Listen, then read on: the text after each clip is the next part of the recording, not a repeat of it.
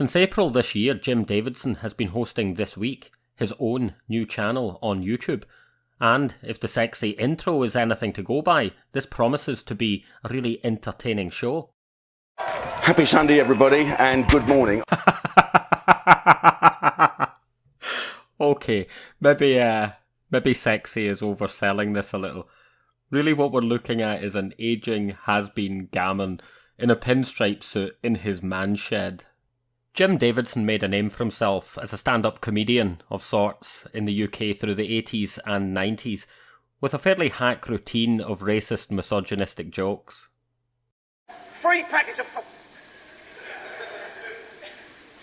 chips, 2 Big Macs. Oh, you want Pepsi, Coca-Cola, Fanta? No Pepsi, Coca-Cola, Fanta. Me don't want no fucking none of that. I just want 3 fucking portions of chips and 2 fucking Big Macs. Nothing to fucking drink, all right, you little slow fucker? Go get it. Here we are, lads, just for you. Close up on the camera there, John. A virgin having a wee. Remember that, love?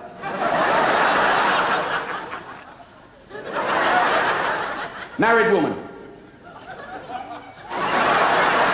Prostitute.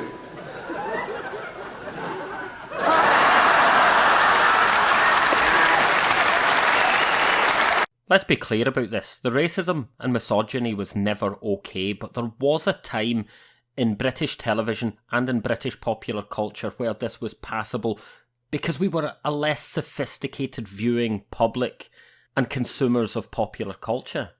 The problem we have with people like Jim Davidson is that they've dug their heels into a culture of the past and they've aligned themselves to some pretty far-right rogues like Nigel Farage. Just look at that pinstripe suit. Who is this guy trying to be? And the problem with this is that it has always fed something nasty and dirty in British society. Racism, intolerance and xenophobia. The very staples that have led to Brexit. Go back to where you come from. Go back to some fucking Nicaragua or wherever you come from. Guys like Jim Davidson aren't worried about this though. They're going to blame this on the PC brigade. They're going to say that we are limiting their freedom of speech. And I've got to finish this, whiz it up to Ustream headquarters, and where they edit out all the bad things, and then it becomes 30 seconds long. We stick it on YouTube and on JD TV. But this isn't really the case though, is it? No one is limiting their freedom of speech. It's simply that no one is listening to them anymore. Culture has moved on, and they can't accept it, and their only way of understanding this and promoting it to their decreasing follower base is blaming some fictional PC brigade. The Ofcom have decided that there's no action to be taken against ITV about diversity stance. You do see the inconsistency here.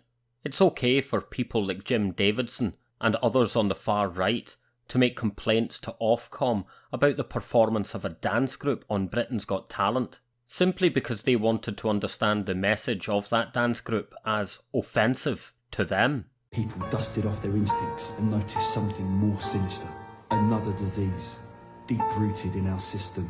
Fear, hate and ignorance, but racism was the symptom. As the world watched on, another black life gone, leaving what we thought we knew in tatters. What we thought we knew, some clearly didn't. Black lives matter. It isn't as though what these performers are talking about isn't something that's happening in the real world. Of course it is. The murder of George Floyd really happened. We've become so used to images coming from the United States and from the UK of young men of colour being killed while in police custody, even during their arrest. But you know, when you get called out for this kind of racism, when you're someone like Jim Davidson, all you need to do is rely on the most childish and petulant types of humour. Because jokes always seem to work for the far right. And I noticed as well that in the papers there's a comedian, can I say that, is that sexist? A woman comedian, and not a bloke comedian, called Sophie Ducker. She's a woman she's a black woman. And Sophie Ducker, or is it Duker? I'm not sure, Sophie. Please forgive me. You probably hate me anyway, so it doesn't really matter. There once was a girl called Sophie Ducker. All the boys, they used to... Yeah. Cue the laugh track there, Jim. But this is precisely the kind of thing that is happening in the undergrowth of British society. Fossils of a less enlightened time, deprived of the limelight everywhere else, are becoming the heroes of a movement in Britain that wants to recapture something of the past, but something of a past that was never really real.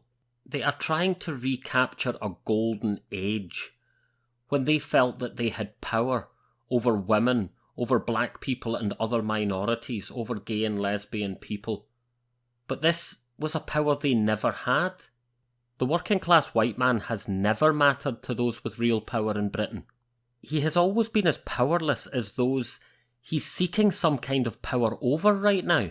And this is exactly what the right wing in Britain is trying to exploit. It's trying to dig deep into this power hunger, this sense of rage in the working class. And it's using people like Jim Davidson. In fact, he himself is being used by this system to ramp up the hate, to ramp up the division, and really turn Britain into a truly toxic mess of a society. But we're not talking about Britain, are we? We're only talking about one part of Britain. We're talking about what's happening in England. England has gotten itself lost in this cul-de-sac of toxic national identity. British nationalism is English nationalism. And right now this is taking England on a journey to a point where even in Germany, commentators are pointing to the similarities to the rise of Nazism. This isn't where Scotland wants to be. This is what we need to escape. And I hope that very soon we come to our senses and leave this moribund English nationalism to rot in the faux nostalgia that it's created for itself.